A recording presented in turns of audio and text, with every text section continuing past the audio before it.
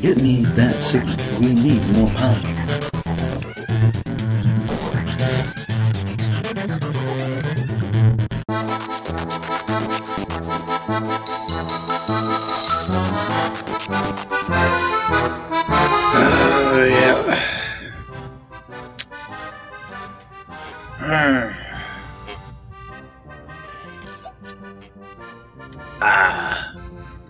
What's that you see, Little John? What? Oh, you want to hear a story, do you?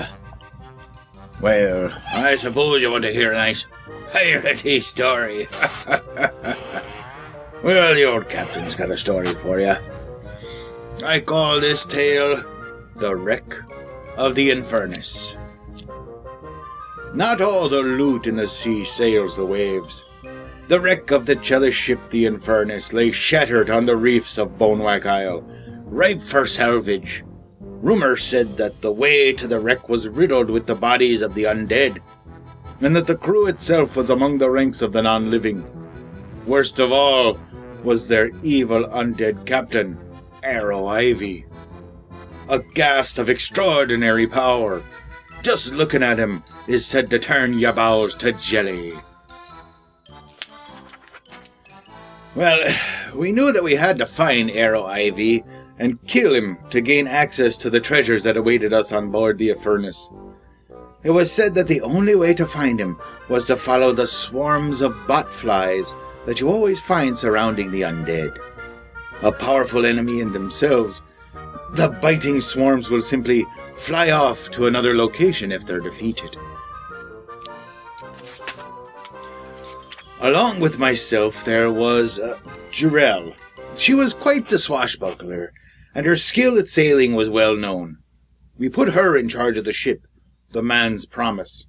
She had her own reasons for finding the Infernus, and they all involved loot. She'd been stashing away her spoils for years, trying to save enough to find a ship and crew capable of tracking down the ghostly manifestation of her mother's ship, the Blood Crow. We also had Setiel, a half-elf the same as Jarell. Selt was a magus of rising power who had only recently escaped from a Chelish dungeon and was still learning the depths of his power. He was a driven man, driven by his quest for revenge on his two fathers, the one who abused him and the one who abandoned him and rejected him. The cat of nine tails he took from the prison that held him now provides a lesson to those who oppose him. Hold on there, Little John.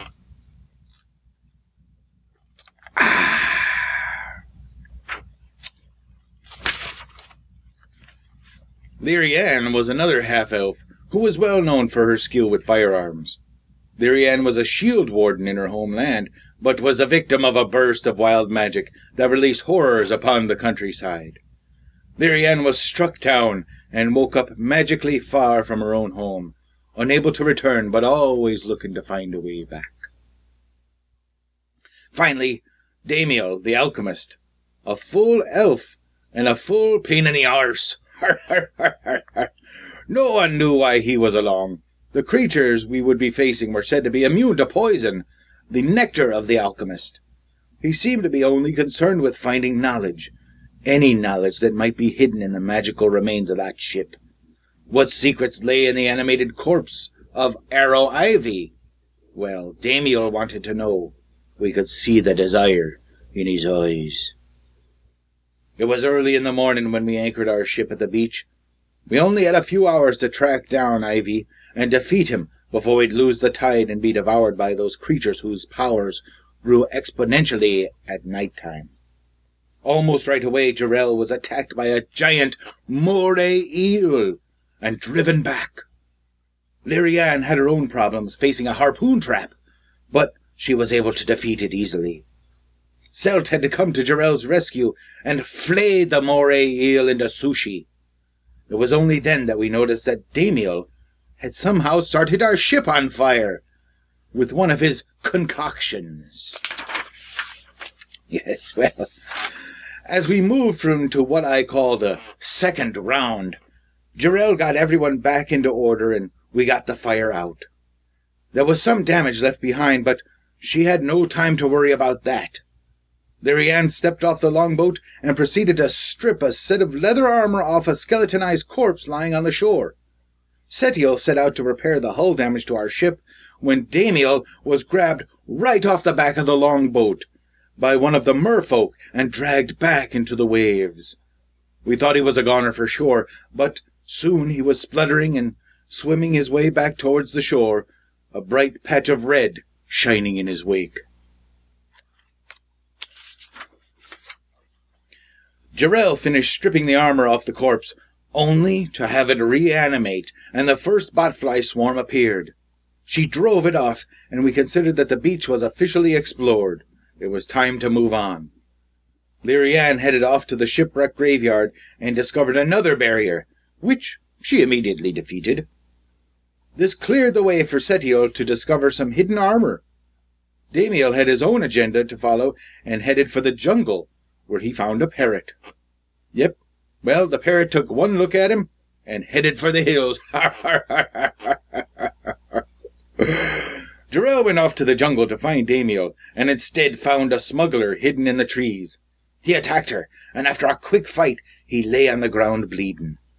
She pulled a magical blessing medallion from under his shirt, but it was attuned to only him, and it crumbled in her hands.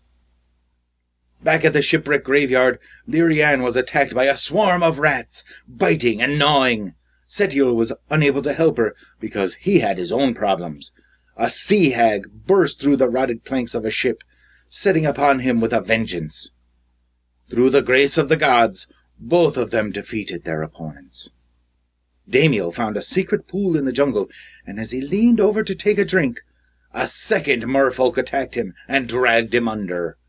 He again defeated the merfolk, only to find a swarm of botflies waiting for him as he pulled himself from the crystal jungle pool. He fought them off savagely with his fire and drove them off. Shaking off the water and blood, Damiel left the jungle, having fully explored it. Well, at this point, we were past the halfway point of our quest, and we knew that we had to pick up the pace if we were to find Arrow Ivy before darkness fell. Jarrell headed for the rocky cliffs to continue the search, and found a treasure map. Yes, a treasure map. That led her to a set of thieves' tools. I believe that in the end, she just gave them to Damiel, knowing that he would put them to better use. Lyrianne spotted a botfly swarm in the shipwreck graveyard and drove it off. But as she prepared to consider the graveyard closed, Arrow Ivy popped out of a wreck for just a second. Now we knew where he was, but we had to magically seal off the remaining areas, or Ivy would simply escape to somewhere else. We left him there to stew in his own juices while we continued our quest.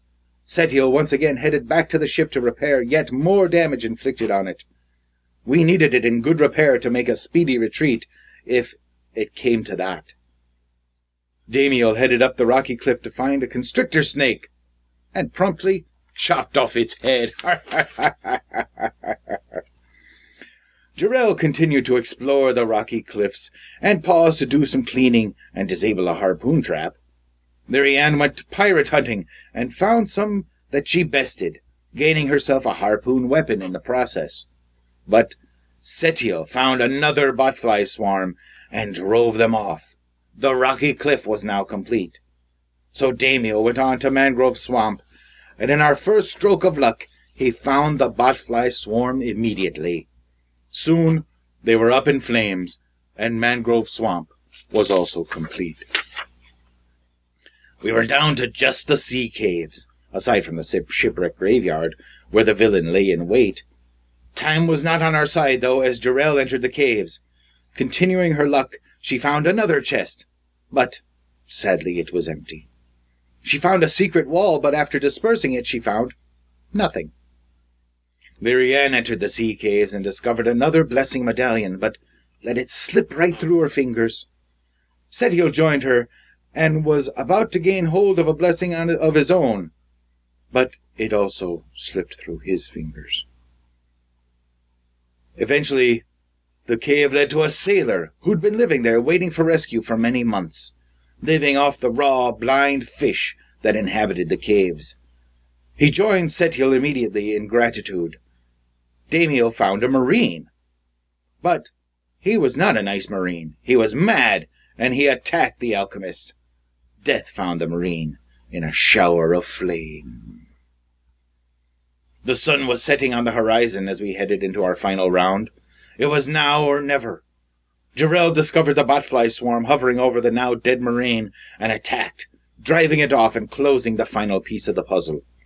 As the clock ticked, Lyrian went back to the shipwreck graveyard and attacked Arrow Ivy. But his power of fear overwhelmed her, and Ivy left her body floating unconscious among the wreckage. Setios stepped up and launched his attack. It was a furious battle, but in the end, Arrow Ivy's head lay in the sand. We had defeated him at the last moment. We gathered the loot we could and left the wreck of the Infernus rotting in the surf. A little bloodier and a little richer than when we started. Well, that's the end of my tale, Little John. It's time for this old pirate to get some shut-eye. Yeah.